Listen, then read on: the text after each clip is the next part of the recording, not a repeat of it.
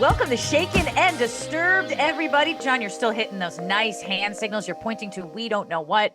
You know, now that I live in LA, like people on the streets doing the signs to get you into the parking garages and everything is like a big profession. So, John, if this whole thing doesn't work out with your career, I think that you can become one of those sign twirlers. I'm just saying. Well, first of all, it's not working out. That's number one. Number two, That's in case clear. anyone forgot, Daryn lives in LA. Okay, we get it.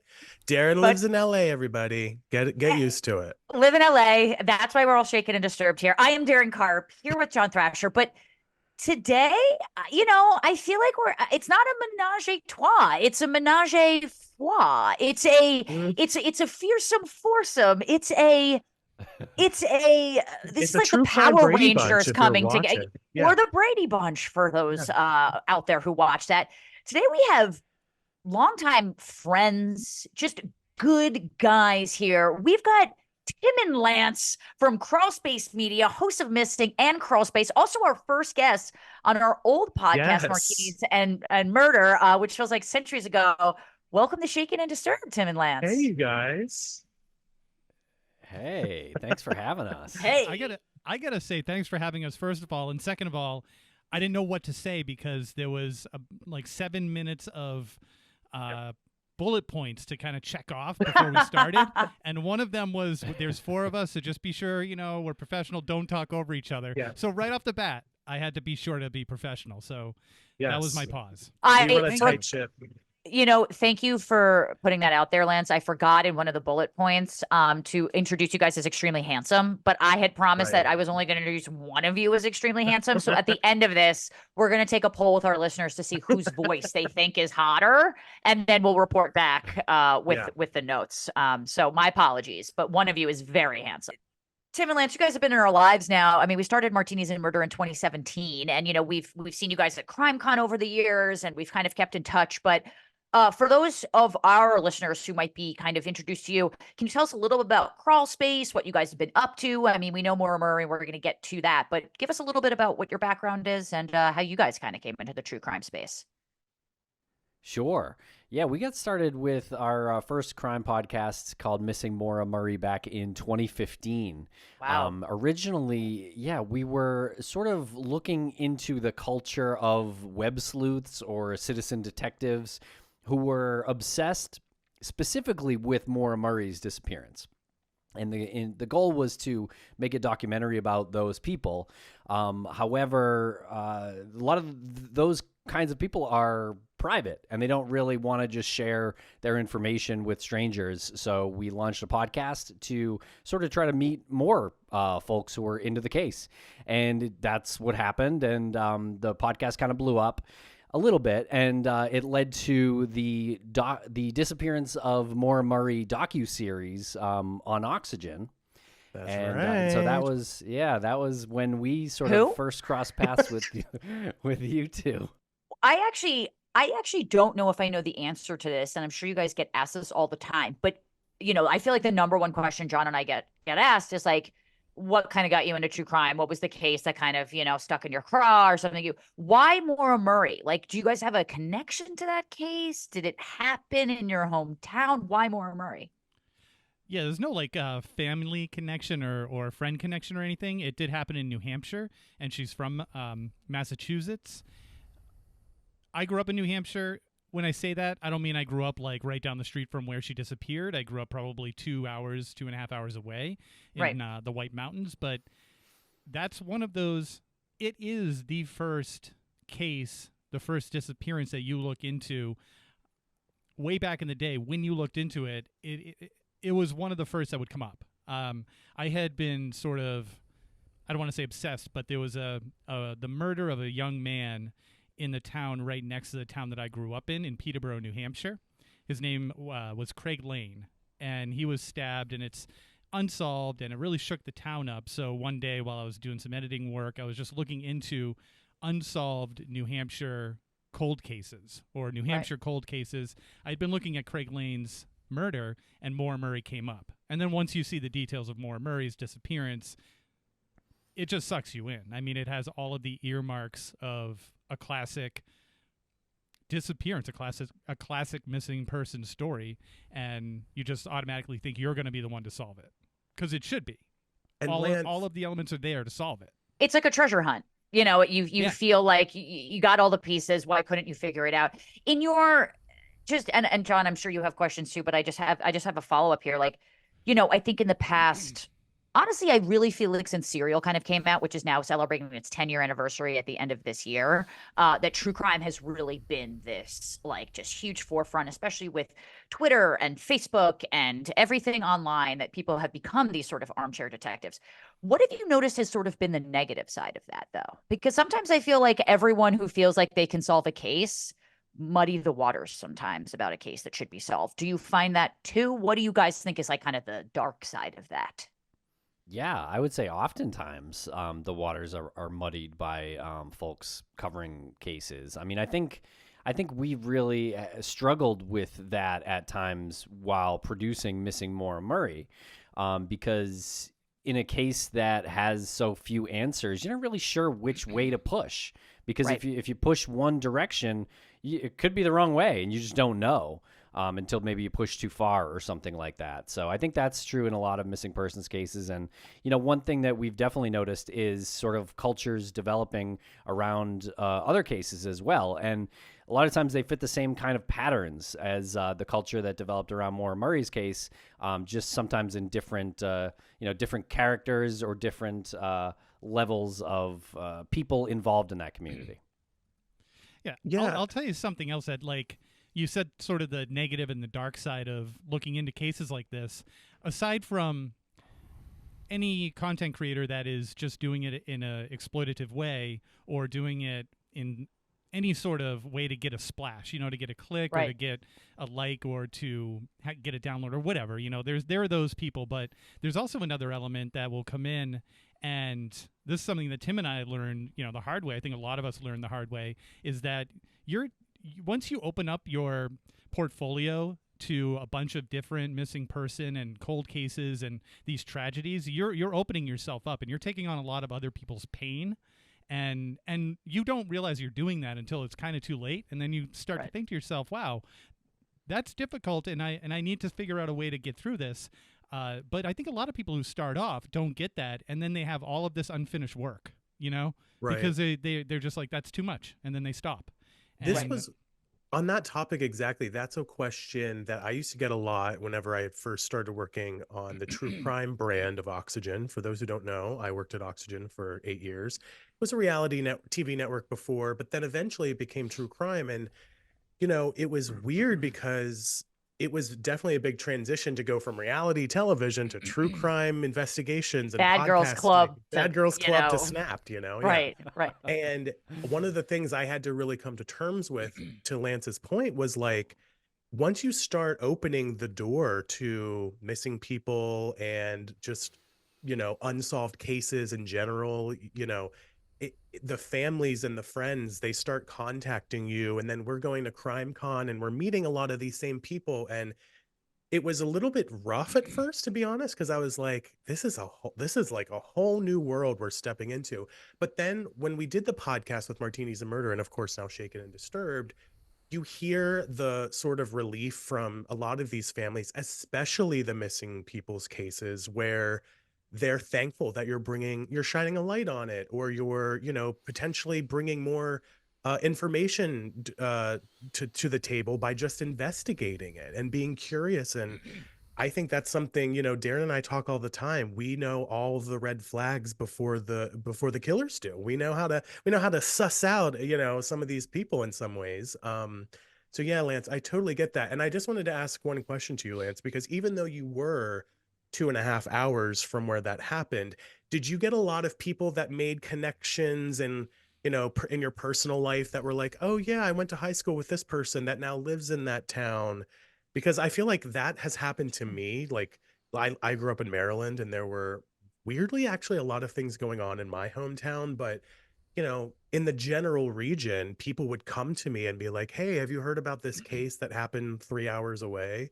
And I was like, oh yeah, I do have a weird connection to it, even though I'm not specifically in that town.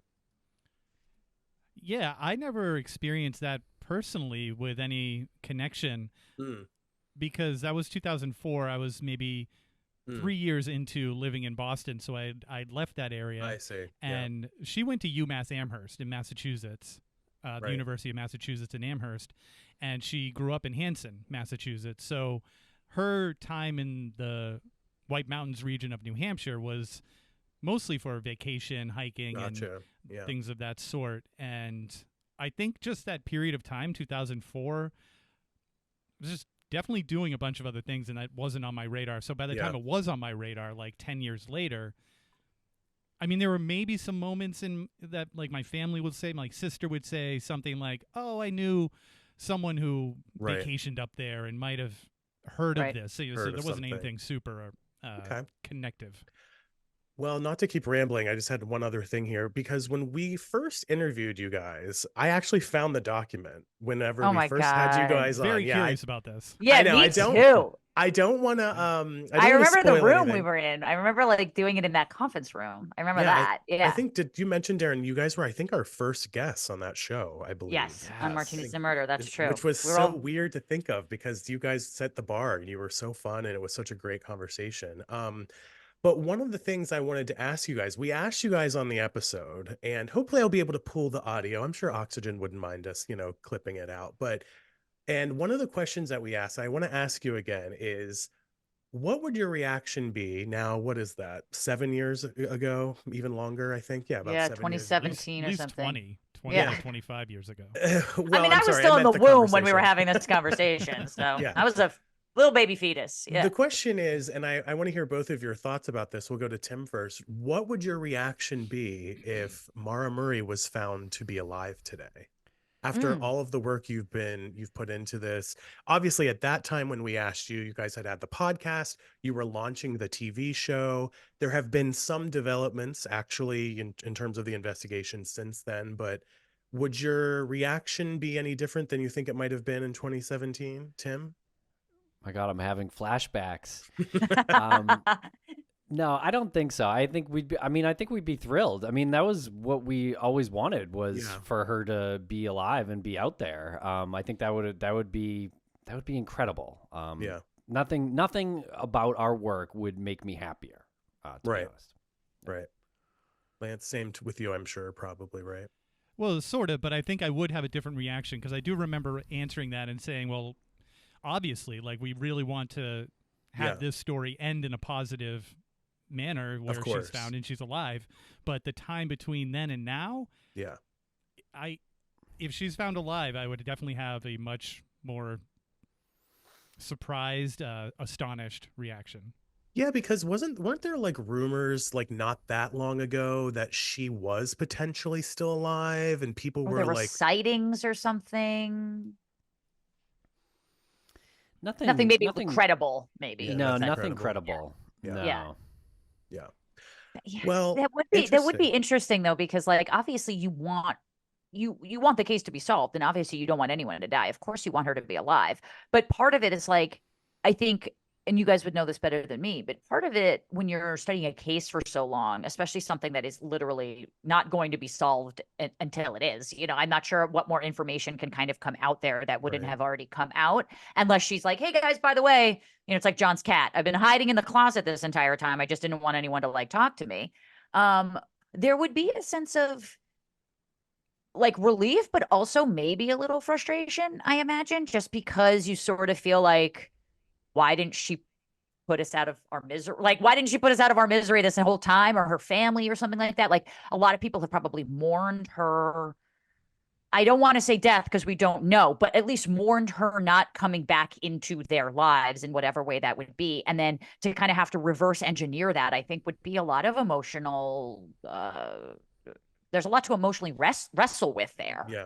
It'd be a mind fuck. I mean, it Yeah, would a be mind fuck. Yeah, that'd be the best way to put it. Right. It would be absolutely, again, astonishing. There would be so many more questions Yeah. that we never thought we would be asking. Yeah. Right. I would imagine so. I would imagine so.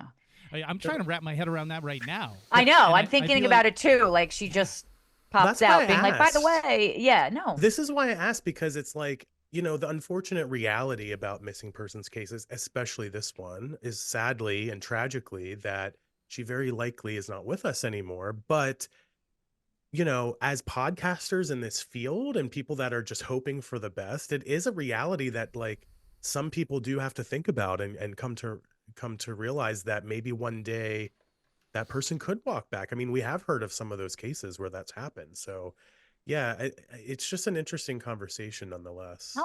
How long is the length of time before you consider a missing person like Legally dead. Yeah, like legally dead. Do we know that? Good question. Is I Maura think it Murray varies from like state to state, and I think it That's what I was depends on thinking. whether or not the family files that after the certain period of time. And I think some families will and won't, just based on how they want the investigation to go. If you're saying probably suicide, then it lessens the urgency in the investigation. Right, exactly. It doesn't keep up that enthusiasm to kind of keep on the evidence and everything. So what is Maura Murray considered right now? Is she considered just a missing person, or is she considered Missing. legally Missing missing? still. Yeah, Okay. suspicious missing persons case. Yeah. Okay. And what do you guys think that the biggest lesson you guys have learned in this case so far? Like from maybe 2017 when we first met you to 2024 now, solid 7 years. What do you guys think the biggest takeaway has been for you? And then what do you think the biggest takeaway has been for your audience? Man, wow, those are good ones. I would say just don't assume like we know anything. I think that's a good one, because it's too easy to think we have absolutes in crime cases, and especially missing persons cases. There's so few answers, and especially Maura's case. I don't know. What do you think, Lance? Well, I think you're onto that, and I'll just follow up on it by saying not only do we not know things that people think we know, we're not law enforcement, so we don't get that information shared with us. Right. And once people who are content creators and they're covering stories like this come to grips to the fact that you are a conduit for information, just try to make sure your information is as accurate as possible, and don't assume that the family or any friend or husband, wife, whatever, don't assume that they owe you anything. And I think that was huge for us. Like, don't assume a family member, law enforcement, or anybody connected owes you any information that you can then go broadcast on your show for whatever intention. You could have the best intention, but don't think that you're owed something. And then once you get to that point, then you realize, oh, okay, now I know how I can cover this and get the word out there and have the family listen to it and think I did a good job. And then you can grow that relationship. Yeah. That's a great point. Yeah, go ahead. Well, go ahead. I think there's covering a case, and then there's like investigating the case. And I think covering the case is going to be met well in almost all instances with family, friends, and things like that. I think investigating the case when you're kind of an amateur crime podcaster or whatever, that can get dangerous. So I don't know. That's one major takeaway I think that I've taken. I think our audience probably has taken that one as well. Have you guys changed your mind on anything when you started to win? Like now, like we're going to get to, we all kind of brought we all brought like our own kind of missing persons case to this that we're going to get to in a moment. And mine kind of deals with this. So I might be jumping the gun, but like when police don't, when police don't give out footage of something, or they do too quickly, or they give out a picture of a suspect, or they don't real quickly, like I sort of see the advantages and the disadvantages of both, right? Like they don't want to give they don't want to give too much information because they are protecting a certain, they're protecting the case, they're protecting people who want to be a part of it. But at the same time, it's also like, well, maybe they have to do that in order to get more information. What do you guys think about how police in general and law enforcement kind of release information to the public for the family and not? Like, have you guys changed your mind on anything, or have you guys been steadfast this whole time? God, what are these questions? They're so good. Blowing your mind with my questions? I'm just letting Daryn take the wheel sorry. here. Yeah. No, they're really good questions. Jesus, take the wheel, baby. Yeah. Jesus, take the wheel. Now you have to answer it, have I whether you stumped like you? it or not. Sorry. Well, I'll say we have come into contact with law enforcement that has been incredibly forthcoming, and also law enforcement that will be forthcoming right before we start the interview, and then all of a sudden they become the cop. And then it's like, where'd that guy go? You Right. know, what happened there? Yeah. And then once we stop recording, then it's like, but I'll tell you this. And then it's like, Oh, well, yeah. So Yeah, it we've is a little experienced frustrating. I've experienced that myself actually in my conversations with Yeah. police departments. That's Yeah. frustrating. Yeah, and it's like it's Yeah. really by the book. And then we've come into contact with families that have been just absolutely destroyed by law enforcement and the lack of investigation and the lack of respect. And I think, you know, Tim knows who I'm talking about, just how, you know, one family can actually, it's more than one family, but you know, Yeah. we've interviewed so many people who have just said if law enforcement just did one thing, and not even like, I don't want to go on a full law enforcement bashing thing here, but that's the other end of the spectrum. It's important. Like, Yeah. if they just, if it's not like this, it's not like these people are asking for names and addresses of suspects. Right. They're just saying, just return the call and show up. Maybe pay me a visit. Maybe just, you know, be slightly proactive in saying that Yeah. you're looking at this investigation and it's still on your radar. And don't write me off. And it's so terrible. Tim, same with you, Tim? Sometimes Is I that- find that sometimes I find that law enforcement can treat the public like we're idiots, and that's where I feel like they do us a disservice. I'm not saying that they need to treat everyone as if they know the information, but sometimes I'm like, don't talk down to your constituency. Even in television, I'm like, don't talk down to me, because the moment you talk down to me is the moment now you've lost my side of things. Treat me like an Right. equal. Yeah, I think family relations with law enforcement is always going to be different and should be very different than public relations with law enforcement. And I think as far as public relations with law enforcement goes, there's almost no way for it not to be frustrating, I think. Because even in Maura Murray's case, and we'll actually probably talk about another instance in Brianna Maitland's disappearance very soon, but in Maura Murray's case, there was the ATM photos from, which are, I believe, the last known sighting or what you want to say of Maura Murray that we know. That wasn't released until after the show came out. I believe it was 2018. I think when they finally or maybe in the show in 2017. I think it was in the show. I think I remember that in the show. Yeah. Okay, but the point, I guess, is that I think police held it back for because they know this, because they know there's always going to be good and bad with this, so it's out there. So now the last sight of Maura is out there. They're black and white photos. However, people are analyzing the jacket. Is it black? Is it white? It's almost like that gold viral The dress blue or thing. gold. Is it black story. and blue? Yeah. Yeah, and people blue. saw people saw like reflections in the glass, and so it leads to a lot more work, honestly, for law enforcement, and I don't know if there's any benefit. I'll just add too, one of the things It makes me wonder sorry, go ahead, John. No, I think there's Go a ahead. little delay, Daryn. Sorry, I think but I'll just jump in and finish this thought really quickly.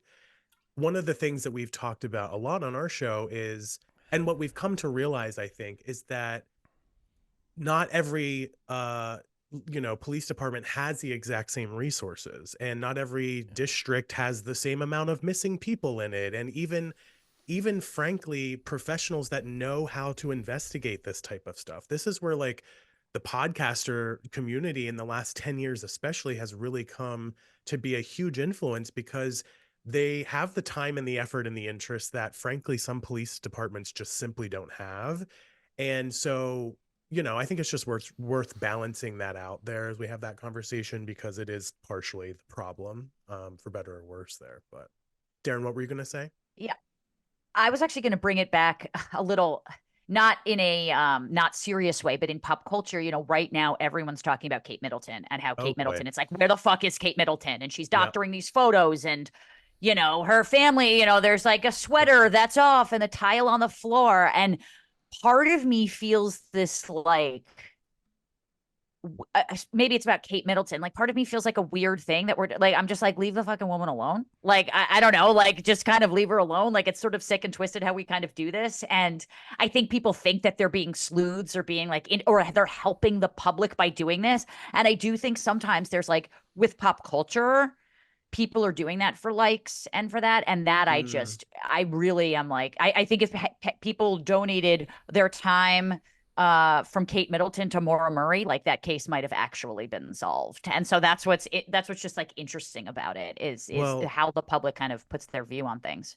sorry to interrupt you, but call me sick and twisted because I'm completely obsessed with the Kate Middleton Of course thing, you and I have are. no Jesus Lord, qualms help about me. that. And I'm really happy to say that I think that she's actually okay. But anyways, all right, that's a really great conversation about Maura Murray. Thank you guys so much for indulging us. I don't know how much of that you like to even do these days because although you were known, I think, for Maura Murray stuff, you've since moved on to Crawlspace and everything else you guys are doing. Um, and you have this missing podcast where you've highlighted other missing cases. And so I thought for today, Daryn and I were thinking that each of us could bring a case and shine a light on a case for just a couple of minutes. Each of us have a different one. And maybe just have a quick little conversation and with your expertise, frankly, as missing persons experts, if that's what you even like to be called. I just made that up on the spot. Hope everyone enjoys that. So Daryn, why don't you kick us off actually? And you have one that's been really kind of in the news a lot. I've been seeing it all over TikTok. I've been following it. Tell us Yeah, about this one. this one's been really popular on social media. This actually is just a current case that is continuing going on. It's only been about 2 weeks old, roughly. We're recording this on March 20th. This actually happened March 8th. So it's only been literally just shy of 2 weeks. It's this college student, 22-year-old college student, Riley Strain. He was a University of Missouri student, and he went missing on the night of March 8th in Nashville. He was out with his fraternity brothers having a drink at like Luke Bryan's bar, and they served him one drink and two waters, according to security footage and according to receipts there, and then kicked him out of the bar for just being too drunk. The parents have since kind of said that maybe he was overserved, but apparently they do have proof that they only served him one drink and then kicked him out. He sort of vanished without a trace. Footage has since been released. It took about a week for police to release this footage, much to the parents' chagrin. Apparently he spoke to a police officer. There was body cam on one of the police officers walking around Nashville, and it was a quick like, how you doing? And Riley seemed good. He was like, good, how are you? He spoke coherently, didn't seem to be in any sort of distress whatsoever. Surveillance footage have sort of come out through the neighborhood gas stations and things like that. There's a lot of CCTV now, for better or for worse in our country, just kind of show him stumbling around, what a typical 22-year-old frat bro would, stumbling on the street. Nothing crazy, but definitely could not drive, was stumbling. He kind of stumbled into a pole at one point, kind of tripping over himself. Again, not unusual behavior, for Nashville, as we've all been in CrimeCon in Nashville, but also for a 22-year-old frat guy, this does seem kind of par for the course in behavior. So nothing seemed out of the ordinary there. After he got kicked out of the bar, he told his fraternity brothers that he was going back to the hotel. Now, granted, he was University of Missouri student, so I'm not sure how familiar he was with Nashville. Certainly with us, when we went there for CrimeCon, I'd only been there one other time. I certainly needed Google Maps to kind of get my orientation. So he said he was heading back to the hotel, and what we know from CCTV footage is that he took a wrong turn away from the hotel, and his cell phone last pinged about a mile away from the bar that he was at and subsequently kicked out of. Now, there have been a couple search party teams, and police have been searching for this.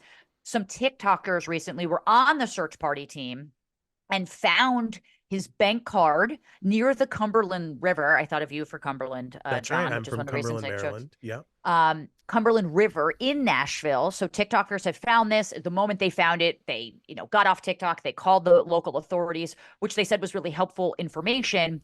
And then even most recently than that, we have the last active text message that we see from him, which was to a girl he was supposedly seeing or friends with. The parents aren't really sure. She asked him if he was having fun that night, and he responded, good lops, LOPS. I just imagine that was probably, I have fat thumbs. Like, it takes me forever sometimes to type things. Like, I can't tell you how many times I've typed ducking when I should have said fucking. Like, that's a big. So, good lops could have been a number of different things. He could have said good love. He could have said good time, and he just whatever. But people are having a kind of a hard time deciphering this.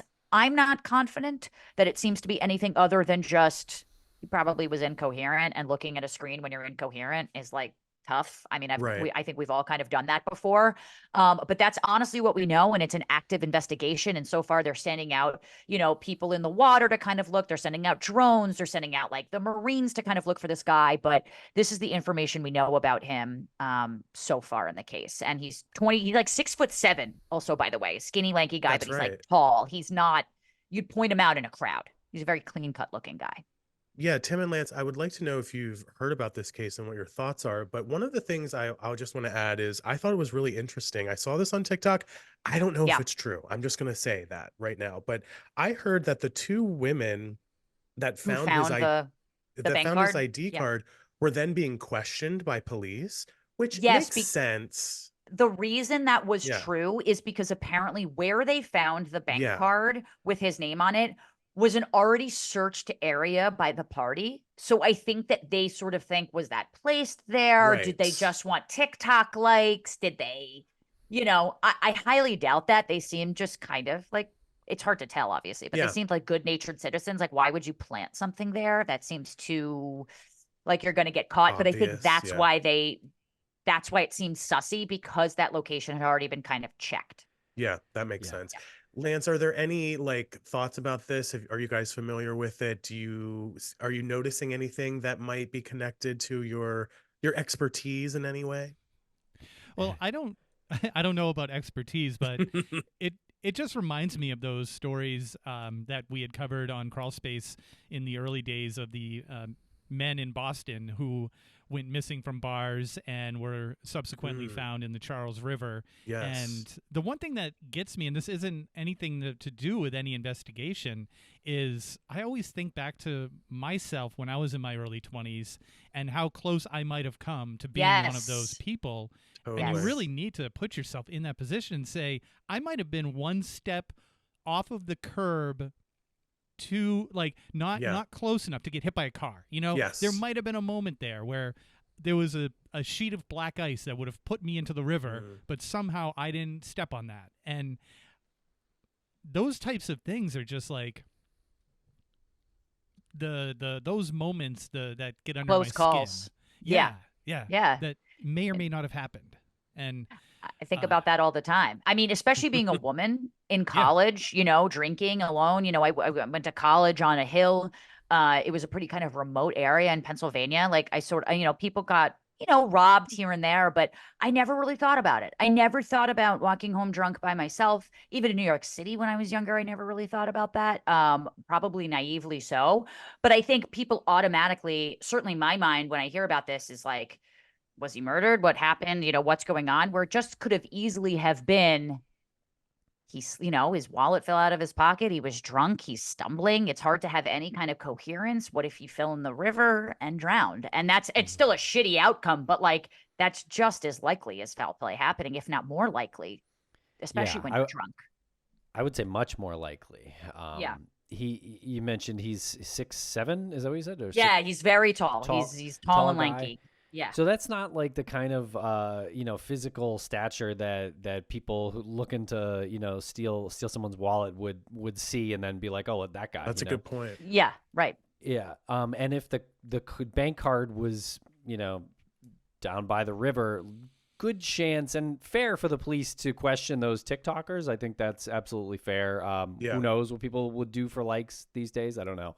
But assuming that's real, then we know he was there. At least he had made it to that point. So theoretically, you should be able to sort of follow that trace and keep searching. But yeah, I would think like water or something like that is probably where you're looking at this point. I don't know. Yeah, that's And what I think, Daryn- especially because he went the wrong turn. I'm like, well, you're drunk in a kind of a new area. I just moved to LA. This happens to me kind of constantly. If I'm walking, I'm like, Right. wait, did I go left or right? And I'm perfectly sober. I just think it's easy for bad shit to happen that we're not even thinking about just wait, for ourselves. you moved to LA? Yeah, I did anyone did. know that yet on this show? I'm just teasing. But Daryn, You know what? Podcast done. I'm done Yeah, now. she's I've said my canceling. piece. Yes. Yeah. One last thing on this, and then we're going to move to Tim's case that he wants to spotlight. But Daryn, didn't they find his shirt? Like someone was like carrying a wagon that had his black and white shirt in it as well. Did you hear about that?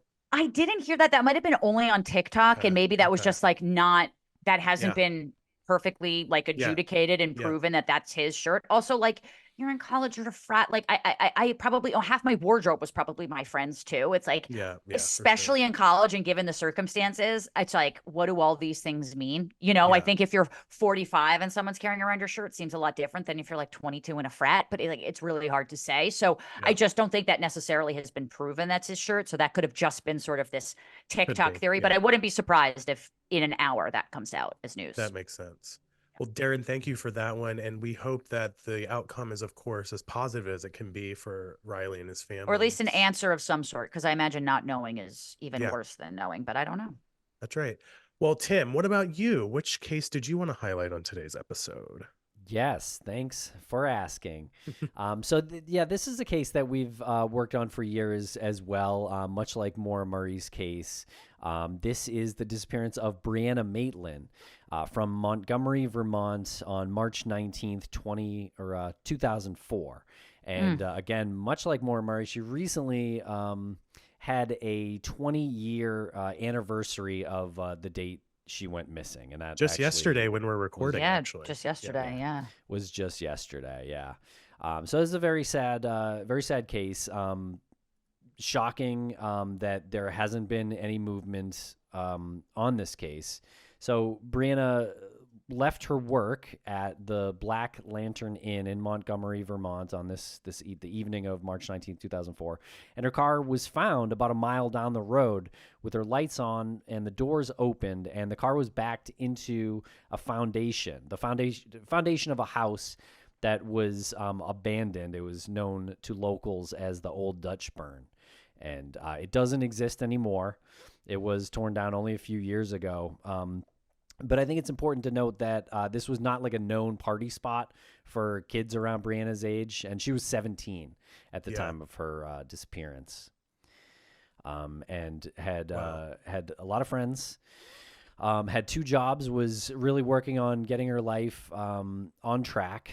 And we are friendly and friends with her father, who runs a nonprofit that we are on the board of. This nonprofit is called Private Investigations for the Missing.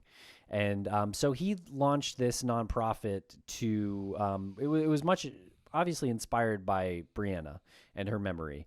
But the goal of this nonprofit is to help families who cannot afford private investigators get the help of a private investigator, and that would be paid for by donations. And so the private investigators don't make any money. They get their expenses paid for. No one at the nonprofit makes money. And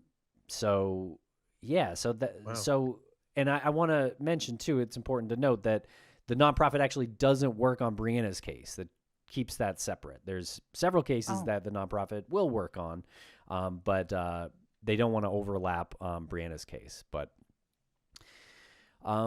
I did want to mention that yesterday there was a press conference in Brianna's case. The Vermont State Police and the FBI, I believe Albany's office, sort of did a joint press conference. And this was news to us. Was not expecting this. But what they said was that the FBI has put up a $40,000 reward for information leading to the discovery of Brianna. And so that's something that hadn't been amazing. Up for a long time. I don't think it's ever been that high. I think at one point maybe there was like a $10,000 rewards, but we're going back over a decade. Right. So I think the goal is hopefully this changes something, and the police, we know some of them, some of the retired officers as well, but they don't consider this a cold case. They get tips. They consider it a case that they're still working on, very, very hardly. I have a question. Go ahead, Daryn. So do I. Just sorry, real quickly. Is there any case that the nonprofit wouldn't take on for a missing case? Like, does something not kind of count as a missing case? So if you're like, this just seems like maybe a wayward teen doesn't want to be involved with their family, or not enough information to call it missing? Is there any modifier there? Absolutely, and we can't give like specifics for that as far as like what the criteria is, because Chief. Excuse me, I'm sorry. No, take your time. Good. Because former Chief Lou Berry is in charge of the cases that come into the pipeline, and he has 30 plus years experience as, a law enforcement professional, and there'll be a number of criterias that need to be checked in order for it to be move forward. We're not like super privy to that information. We are told by him when we can't talk about it and why, but there's probably a whole other list in there that he's got. But that's not to say that he won't from time to time take on a disappearance of like a dog, which he did and solved the case. But don't contact him for a bunch of dogs. But, these are the checklists that, are contained by that part of the nonprofit. Wow, that's really interesting. I am imagining, to me, knowing what I know, even just from what you guys are saying, it feels like the biggest, weirdest detail is the car with the lights on and the windows down, just being kind of left out of place, right? Yeah. I mean, definitely out of place, close to her work, sort of signs of struggle. I think, I don't think the police officially would call it a crime scene, but by all accounts, it seems like something, something happened at that point that, we would know a lot more about where Brianna is if we were witness to what happened that evening, Yeah.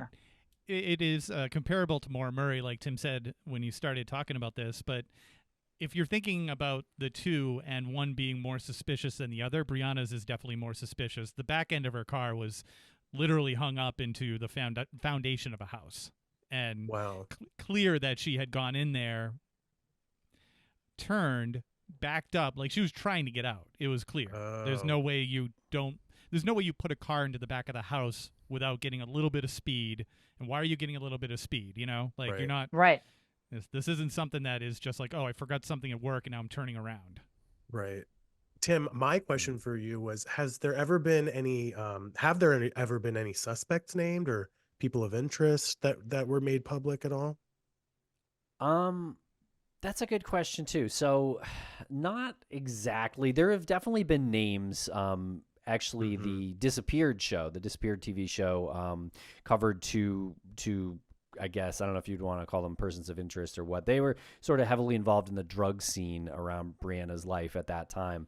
Have never been formally named suspects or, that I'm aware of. But I will say that Othram Labs, the great DNA lab from Texas, they got involved in the case not too long ago, a few years ago, and they actually were able to sort of help a little bit. They helped with a piece of evidence that was found at the scene, and Vermont State Police said that they ran that DNA evidence through 11 persons of interest, and it did not come up any hits. So that was also, a little disappointing that there was no match, but sort of news to us that there were 11 persons of interest that they actually were running DNA, evidence against. That was sort of a little inspiring to us. And I don't think we could come up with all 11. I think we came up with maybe like 8 of the likely 11. Got it. This makes me kind of sorry, John. I'm sorry. No, take it. I was going to say, this kind of makes me wonder, obviously this was 2004, before a lot of tech was really the where it is now. This is 20 years ago now. But now with, John has a Tesla. I'm a big Tesla fan. A lot of cars have cameras, outfitted as if it's like, a police station in there. Kind of makes me wonder, having that technology now on a lot of cars, if that would help solve more cases, just because at least, even if it's not in the car, to Lance's point, you have to get a little speed to get back in there. So what was it like? Yeah. It's kind of interesting, maybe now having those cameras on cars, what that could help solve in the future. Obviously, it's not going to help here, but just really interesting. My question was, did they run that DNA only against those 11? Did they run it in CODIS or anything? Do you know about that? We probably did have an answer about that. I would be willing to bet that they did run it in CODIS, but I guess I can't say off the top of my head. Yeah. But they actually, I know I kind of have to dance around what exactly happened with that, but they did take that sample further.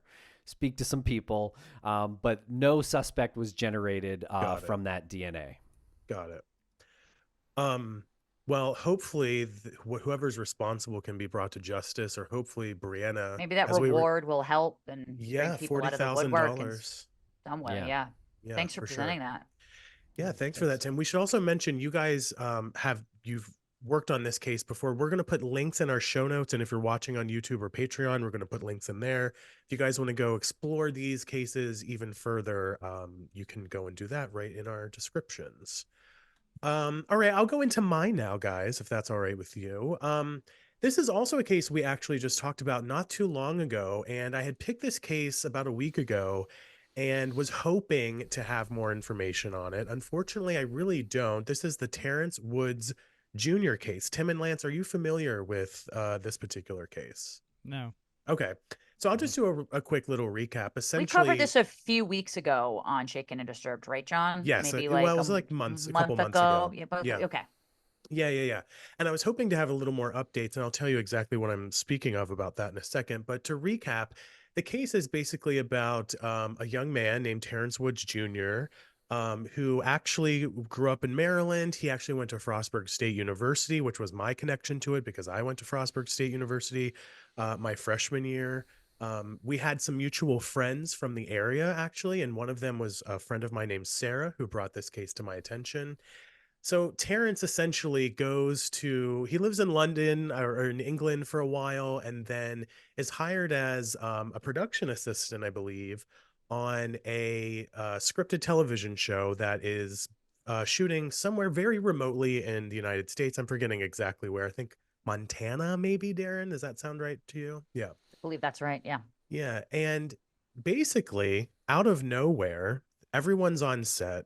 Terrence drops everything and allegedly runs into the woods, never to be seen again. And there's tons of suspicion around this case. And honestly, guys, please, if you're interested in new cases, take a look at this, because there's a lot of information from family and friends out there. It really is as simple as he dropped his things, according to people on set, and ran into the woods, never to be seen again. It was in Idaho. My apologies. Idaho. Thank you. No, that's right. Just That's re-looked right. it up. Yep. And, there's a lot of suspicion around who knows what, if that official, telling of what happened to him actually even really happened. No one has been listed as a suspect. No one's been tried. So it really is the ultimate missing persons case. I had reached out to friends of Terrence's prior to our original episode airing. I believe it was in December or January at this point. Got some information. It was nothing really to report on. It was more just anecdotal conversations just about Terrence and the type of person that he was, which, as everyone had been reporting, was not the type of person that would drop everything, especially in the middle of work, which he was extremely passionate about, and run into the woods. I personally have a hard time believing that. Like, and there are details about phone calls and text messages that we highlighted in our original episode, which again, we can link to in our show notes. But I just wanted to bring it up again. I've reached out to family and friends again. I reached out to the official Instagram account, which is where a lot of the organization around trying to find Terrence is. It's at Find Terrence Woods. That's TERRENCE Woods, WOODS. It was interesting. The response I got was just a link to a GoFundMe, which of course is an important part of any missing persons case. You got to pay, as you guys were talking about earlier. You do have to pay for these private investigators if that's how it's going to go out, and how this person will be found. And then the follow-up conversation, or the follow-up link after that, was a link to another podcast and said, if there were any questions, please refer to this podcast, which I found a little bit surprising. I would expect that there would be a lot of cooperation with people, especially, frankly, podcasters, to try to get as much information from direct sources as possible. Although this is allegedly, and I'm kind of rambling here, and then I want you guys to weigh in, but as far as I can tell, I believe that Terrence's dad is handling the Instagram. So of course that comes with its own expectations and understandings of a grieving father trying to handle this situation. But Um, Unfortunately, there's no real news to share about this case, but I wanted to bring it up while we're talking about missing people.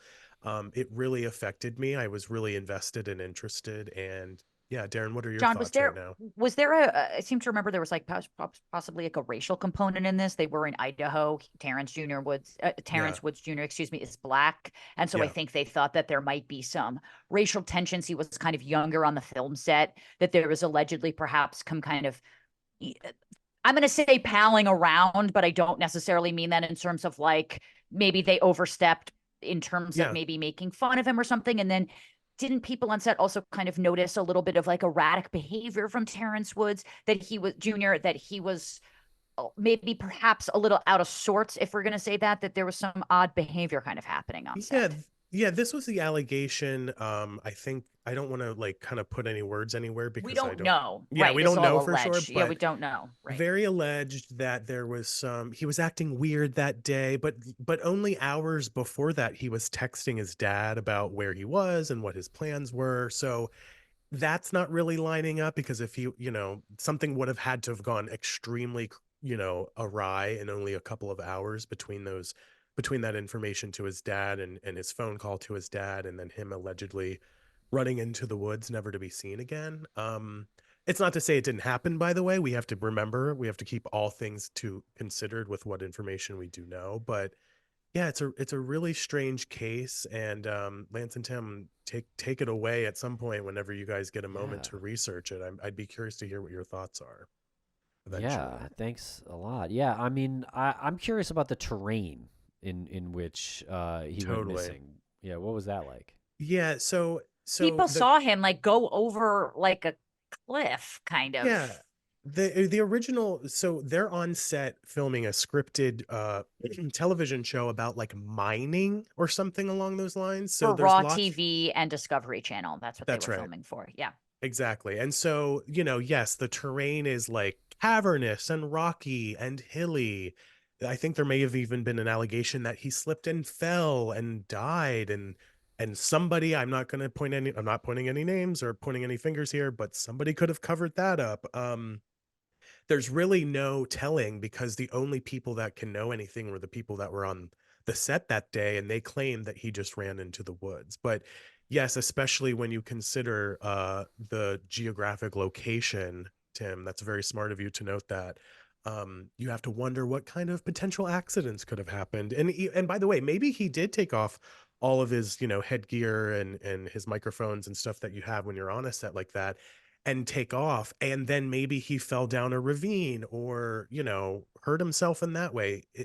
I don't want to completely say that there's foul play involved here, but when you think about someone just the visual alone of someone just stopping what they're doing and running into the woods never to be seen again, it's just kind of sus, as we like to say here on the show. And But sorry if you said this already. yeah, Was his phone records accounted for? I Did said they? this too. Yeah. As far as we A can ping tell. somewhere, you'd think. Right. Yeah, as far as we can tell, he, of course, I think I can't remember the exact timeline, but he either texted or called his dad like a few hours before this happened. Um, and allegedly I think in part of taking things off, and I'm talking about headsets and microphones and things like that, I think his phone was included in that. I believe I'm going to check right now. That was one of the questions that I had asked um, to the Find Terrence Woods Instagram account, which unfortunately did not get a response. But I was like, where, oh, here it is. Yeah. I said, where's Terrence's phone and laptop now? Have you been able to get access to it? I think this misstep by investigators could hold the key to more information. I had 7 questions. I'll just put it on the record about what I asked. It's been reported that there's been foul play. Is there any, can you elaborate on that? Um, the description is that Terrence began running into the woods. Why didn't, and that everyone started to chase after him. Um, do you think that that is exactly what happened? I asked a couple of questions about ITV, which was his employer. Again, I asked about the phone and the laptop.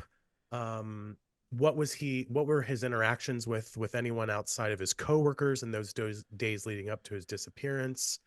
Um, apparently Terrence also said that his mother was ill and that he had to leave set. This is what he told, I think, his manager or somebody on the set, which was not true. So I was curious what his dad or somebody behind this Instagram account had to say about that. Um, so and unfortunately, that's the response I got to that was the link to the GoFundMe and the other podcast. So, it's a lot of mystery. It feels somewhat solvable. I mean, clearly there's more to this case than I think people realize. I don't personally, as a true crime person that does this every week in and week out, believe the official story myself, but okay, that's what they're saying. But yeah, so it's really troubling, and hopefully some justice can be served. And I hate to say it because it's likely that Terrence is no longer alive, but maybe he is too. Like, wouldn't that be nice that one day we find out that, he was having a hard day and ran off with somebody and coordinated something? I mean, that's pie in the sky, but anyway, so that's that case. I mean, it Just also interesting that it happened in a TV set. Sorry, Sure. not a TV set, but just happened like while working on a TV show for a sure. network that deals with this stuff. Yeah. Yeah.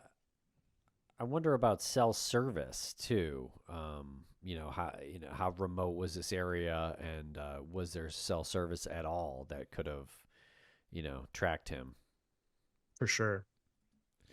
Yeah. Also, if you have a friend or a family member who is experiencing what looks like indicators of mental health issues, I'm sure that had been the case in this individual's background. Right. Unless there was just a very sudden break. Yeah, I was trying to suss that out with the contact I have who's a friend of his. For all intents and purposes, she's saying that he did not have anything like that going on.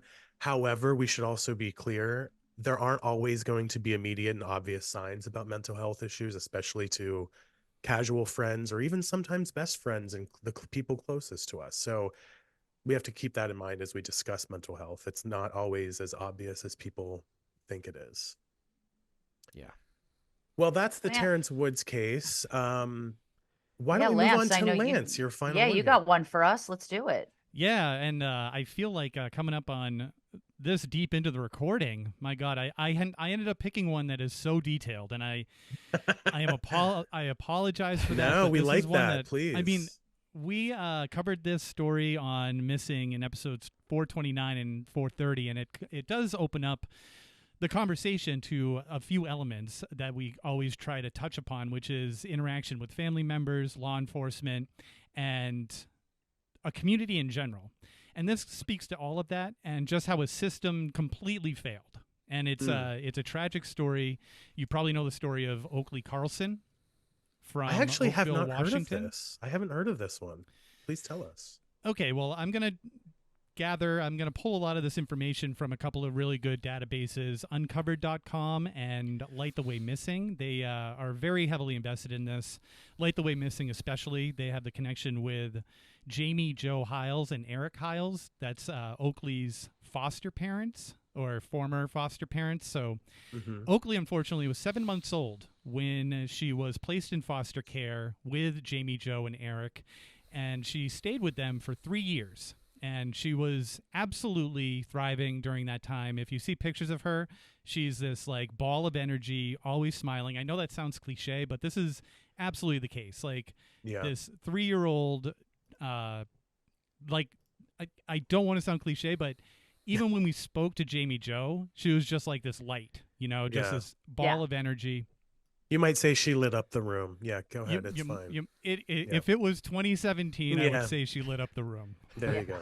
Yeah. But so the Hiles had the intention of adopting Oakley so that they could obviously give her the best life. Her biological parents, Jordan Bowers and Andrew Carlson, they were not of the best. They were drug addicts. They had they're career criminals, and not fit parents, maybe. Not in the extreme way. Not fit parents at all. And unfortunately, in October of 2019, the Hiles were notified that Oakley was being placed back into the care of the biological parents. To get into the reasons why would be far too long for this conversation. It's all about the red tape, and it's all about what the law says is supposed to happen. And honestly, the people who are checking in and doing the welfare checks just aren't seeing the reality of the situation. They're just kind of filing the paperwork. Yeah. Yeah. So when we spoke with Jamie Jo, it was just heart-wrenching to hear how her and Eric had to separate from Oakley that day, just out of the blue. They really had no idea that this was going to be happening so fast. And in December of 2020, Oakley went to spend Christmas with her paternal grandparents, Kate and Fred Carlson. And Kate was so concerned that Oakley looked sick. She didn't look well. She was pale, had dark circles under her eyes, and, like, worst of all, she had sores on her face. Child Protective Services was called, and it resulted in Andrew Carlson cutting off communication with his parents. So there's obviously something going on there when CPS comes into the picture, and the biological father is now cutting off communication with his own parents because they recognize these signs.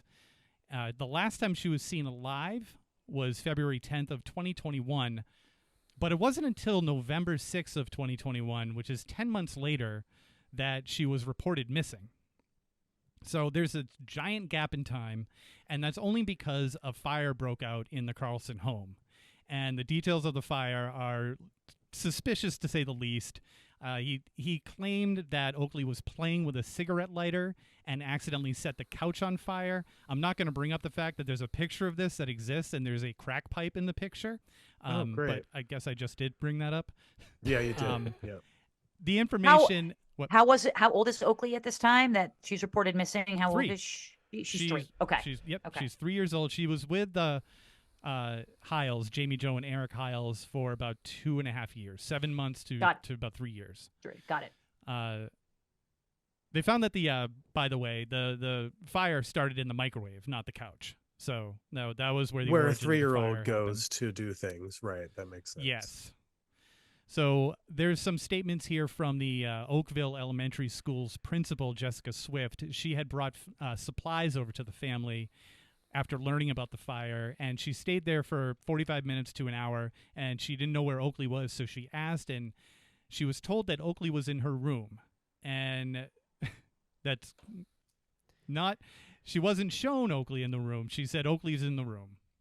So Jessica Swift, the principal, returns home, and she goes back at a later date and notices that Oakley is again nowhere to be found, and she asks again, and she's told that Oakley's living with her foster parents, which isn't the case because she has been taken away from the foster care, and she's back with her her paternal parents. Yeah. So on December 4th of 2021, Oakley's 6-year-old sister goes to Jessica Swift, the principal of the school, goes to her house to play with her daughter. When Jessica asks Oakley's sister about Oakley, Oakley's sister gets very upset and says Oakley is no more. Oh God. So she asks her more questions, and Oakley's sister eventually tells her that Oakley went to go live with her foster parents. And that is sort of the start of this whole journey into where Oakley is. And you also start to uncover all of these things about the parents and how Jordan Bowers, for example, refused to assist authorities. After they were visited and authorities left, Andrew called to report Oakley missing. So that was the catalyst that inspired or caused Andrew. Never a good sign. Yeah. Caused Andrew to report Oakley missing in the first place. So authorities went to Oakley's home with a search warrant. They entered the home. They found toys, clothing for all the children except for Oakley. Blood was discovered on the blinds and the front door, as well as a handprint on the wall in the downstairs hallway. And police have never publicly stated whose blood was found inside the home. They do believe foul play was involved. Andrew and Jordan were arrested on charges of obstruction of law enforcement and first-degree manslaughter. Wow. The really frustrating part about this, and the reason why I'm delivering it with this tone, is because it's absolutely infuriating. Because when you listen to the episodes that we have, especially the one with Jamie Jo, you'll see that there was so many opportunities for CPS to take Oakley out of this situation. That's what I was There was thinking. so many situations where people were saying this little girl is absolutely being abused by these parents. I don't know if you want me to go on, because the rest of this story is how how Jordan and Andrew are subsequently charged with other violations, identity theft, endangering of children. They're sentenced to, I think, Jordan was sentenced to 20 months on endangerment charges, and she was released in 2023 and quickly then rearrested for identity fraud. I believe Andrew is free as well. I think he was sentenced to 12 months in prison for 2 counts of endangerment with a controlled substance for exposing his children to methamphetamine. This is also the same story where one of the children had methamphetamine at like toxic levels in his body. No. Oh my God. And That's he was horrible. experiencing withdrawals from meth. That's how much meth was in his world. Yeah, ingesting it too. It was ingestion levels. Ingestion levels. Levels. Yeah. So, again, the reason why I delivered in such a cynical tone is because it could have been prevented. It almost. absolutely could have been prevented. But I think it's episode 430, the second episode, is when we spoke with the chief. Was he the chief or the sheriff of the sheriff? Grays Harbor. Yeah, Grays Harbor. Sheriff Paul Logan, who was incredible. Like, he did have a little bit of that, like, on-air, off-air personality, but it wasn't as drastic as some people. But the fact that he was contacted by this great organization, Light the Way, they connected us to do the interview, and it felt like really productive to have him on, because he, bottom line, wants to see justice happen for Oakley. And the other really frustrating but inspiring thing is that Jamie Jo and Eric had started a movement, a bill in 2023, a House Bill 1397, the Oakley Carlson Act, and that was referred to the Human Services Youth and Early Learning Committee. And it's essentially, in a nutshell, to say, hey, you need to have more routine checkups for children that are put back into custody, into a situation that they were removed from with parents who are criminals and drug addicts. And I'm not trying to shame here. It's just, you need to check the parents to make sure that they are passing their drug tests, that they're not abusing their children, that they have had a track record of doing. And it can't just be once every 6 months or once every 8 months. It has to be once every 2 weeks until consistent. This. And then, once every month. And that is super inspiring, because we always love to see, like Bruce Maitland did with Private Investigations for the Missing, taking a tragedy and making it into something that could help others. However, it was how do they say, it was shot down on the floor. When it came to a vote, and basically it's just not in the budget. It's just not in the budget, and that just fires you up, because. And this is Washington State, right? This is Washington State. Yes. Cool. So that's the story of Oakley Carlson in a really quick nutshell. But I would recommend people listen to the episodes and also go to uncovered.com and go to Light the Way Missing and check out what they've done with Oakley's story. Just truly really tragic. Yeah. When they found Oakley aside, when they found that Oakley was at least missing or clearly not back with the foster parents, which feels like that would be an easy check for anyone to kind of. Are the other kids still in the house?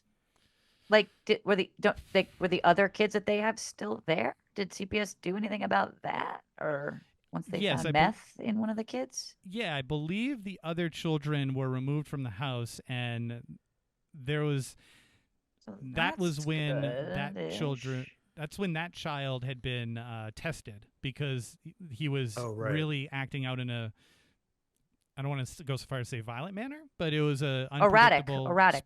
erratic, yeah. And that's when they found that he was essentially going through withdrawals, which led them to those charges of endangerment and Wow. child endangerment, and Yeah. subsequently they're sentenced to 20 months and 12 months, Jordan and Eric. Yeah, I mean, this, I imagine your frustration, our frustration, and I can sense in your delivery, just because it's like, it's literally in their name is Child Protective Services. Like, that's Yeah. literally their only fucking Right. goal. That is Yeah. it. There's not really any other thing that they need to do outside of do that. And listen, I have problems with CPS for a number of reasons for certain things. And I think that they are just as, not all of them, of course, but because it's an agency, because of this and that, there's corrupt people that do the wrong things and mistakes are happening. But I just think that this is literally the opposite of their job. They literally did the opposite of what their job was meant to do. And so I imagine that is just extra frustrating, especially for the foster parents. And because it's the fucking biological parents that did this shit, is just allegedly.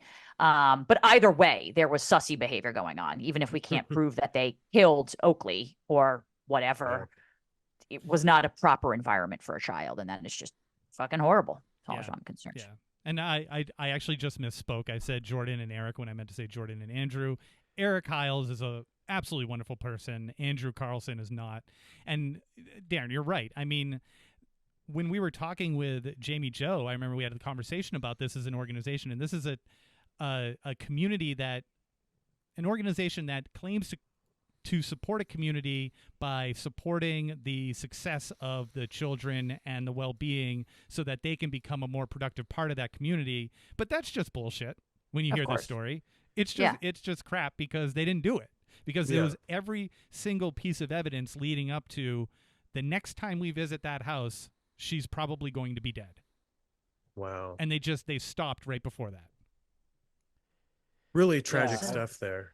So frustrating. I mean, they do checks on the foster parents, and when they it's should, time, and right. of course, yeah. But when it's time to give the kids back to the biological parents, maybe they just don't do enough checks. I mean, I know the courts are always going to side with the biological parents, so I think that's the tough spot there, is that they're really always going to, but you just never expect like the biological parents to be such like shitbags.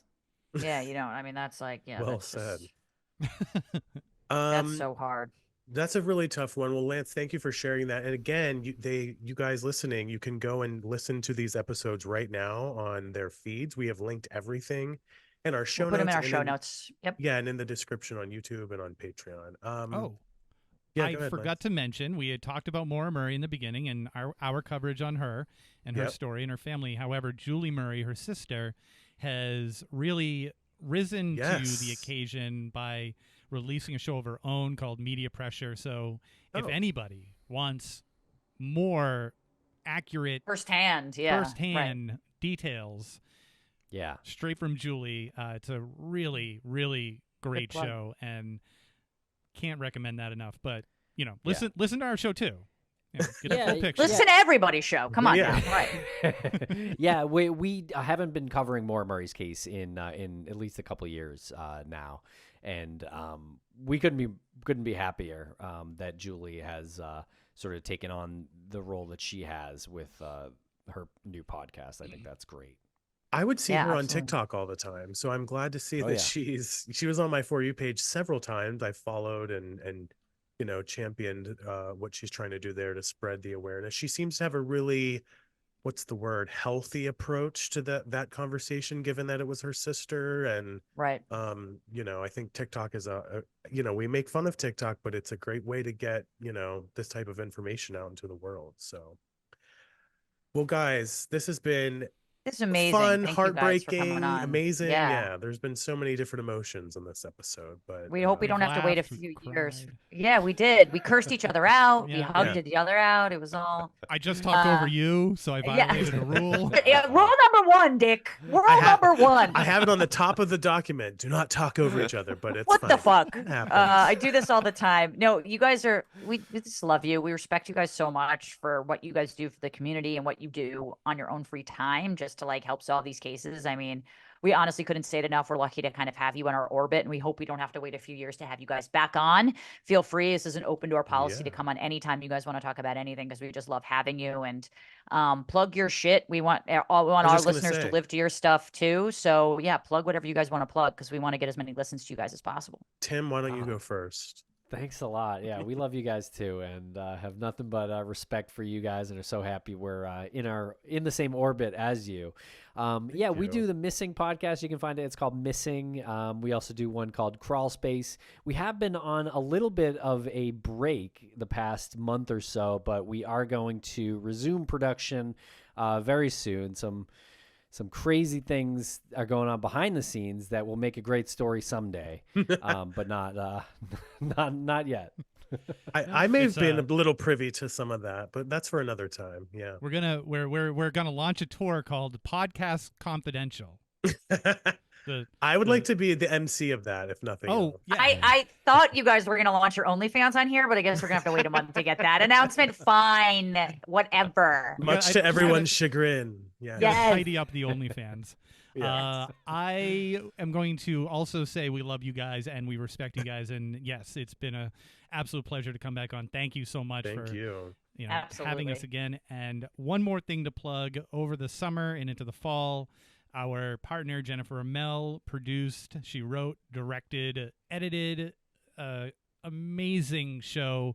And I'm not just saying it because it's, a friend of ours and a partner of ours, called Dark Valley. It's about the Connecticut River Valley murders that happened between 1978 and 1988. They're unsolved, but Jennifer approached it in this incredible feministic way where she told the stories of the women who did not survive, along with Jane Borowski, who is the only known surviving victim.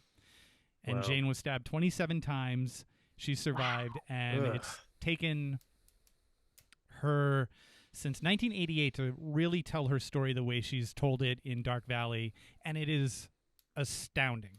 Couldn't be more proud of it. And once we get through this absolutely fucking bonkers time that we're going through behind the scenes, hopefully we'll see more seasons of this.